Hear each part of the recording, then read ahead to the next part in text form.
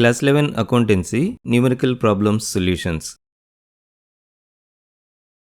Presented by Eduxir.com. In this video, we are going to provide recording of transactions to other subsidiary books solutions. Problem 16 solution. The problem statement is as follows. Prepare written inward journal book from the following transactions of Messrs. Bansal Electronics for July 2000 plus. The year is 2000 plus and the month is July. On 4th July, Messrs. Gupta Traders returned the goods 1500 rupees. On 10th July, goods returned from Messrs. Harish Traders 800 rupees. On 18th July, Messrs. Rahul Traders returned the goods not as per specification 1200 rupees. On 28th July, goods returned from Sushil Traders 1000 rupees. Before we proceed with the analysis of these transactions, let's first get acquainted with Sales Return Journal Book. As the name suggests, the Sales Return Book is used to record the return of sold goods.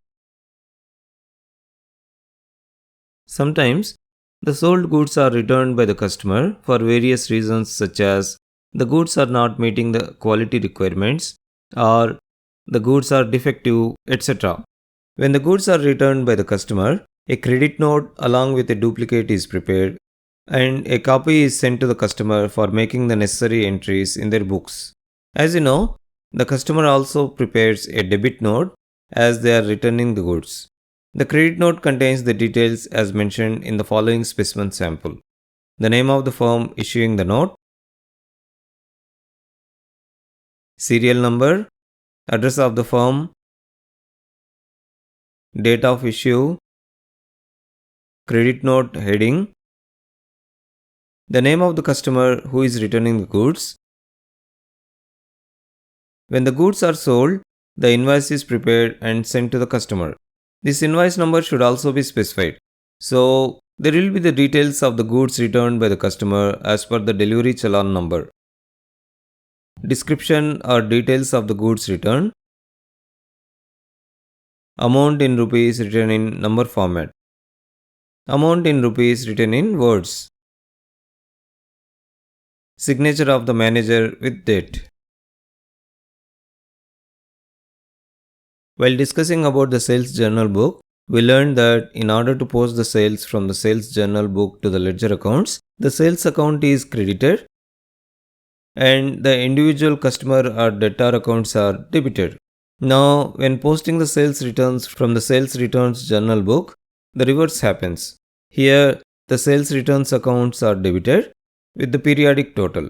That means monthly total or fortnightly total or weekly total. The individual customer accounts are credited with the amount of returns. With this information at our disposal, let us first prepare the format for the sales return journal book. The format is similar to the sales journal book with few minor differences. Let us first write the title as Sales Return Journal Book.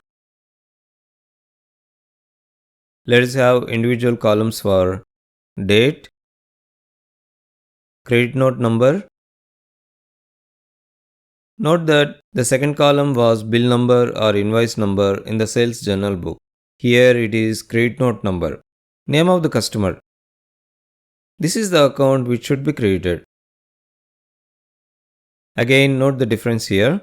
In the sales journal book, it was the account which should be debited, and here it is the account which should be credited. The next column is ledger folio, a column for maintaining the details in rupees. And finally, we have the amount in rupees column. We now have the sales returns journal book format. Let us now proceed with analyzing the transactions in the problem one by one and then record them into the sales return journal book. In the first transaction, the customer Messrs. Gupta Traders has returned goods worth of 1500 rupees. Let us now proceed with the journalizing of this transaction. As this is the first entry in the sales return journal book, let us first record the year in the date column. Let us then record the date. Let's now record Mrs. Gupta Traders as the name of the customer. Let's then record the amount as 1500 rupees in the amount column. With that, we have completed the recording of this transaction. Let us now take up the next transaction. In this transaction, the customer Mrs. Harish Traders has returned goods worth of 800 rupees. Let us now proceed with the generalizing of this transaction. Let us first record the date. Let us then record the name of the customer as Mrs. Harish Traders. Let us then record the amount as 800 rupees in the amount column. With that, we have completed the recording of this transaction. Let us now take up the next transaction. In this transaction, the customer Mrs. Rahul Traders has returned goods worth of 1200 rupees. Let us now proceed with the generalizing of this transaction. Let us first record the date. Let us then record the name of the customer as Mrs. Rahul Traders. Let us then record the amount as 1200 rupees in the amount column. With that, we have completed the recording of this transaction. Let us now take up the next transaction. In this transaction, the customer Sushil Traders has returned goods worth of 1000 rupees. Let us now proceed with the generalizing of this transaction. Let us first record the date. Let us then record the name of the customer as Sushil Traders. Let us then record the amount as 1000 rupees in the amount column. With that, we have completed the recording of this transaction. In fact, we have completed the recording of all the transactions in the sales return journal book. As discussed earlier, at the end of the month, the sales return journal book is totaled and the total is transferred to sales return account. Here, the total of all the sales returns in the amount column is 4500 rupees. With that, we have come to the end of the recording of these transactions in the sales return journal book. Thanks for watching.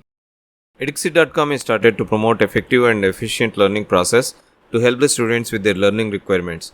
To watch all our videos, please subscribe to our channel. Also, please click on the bell icon to receive a notification as soon as a new video is published. Please click on the like button if you like this video. Thanks for watching.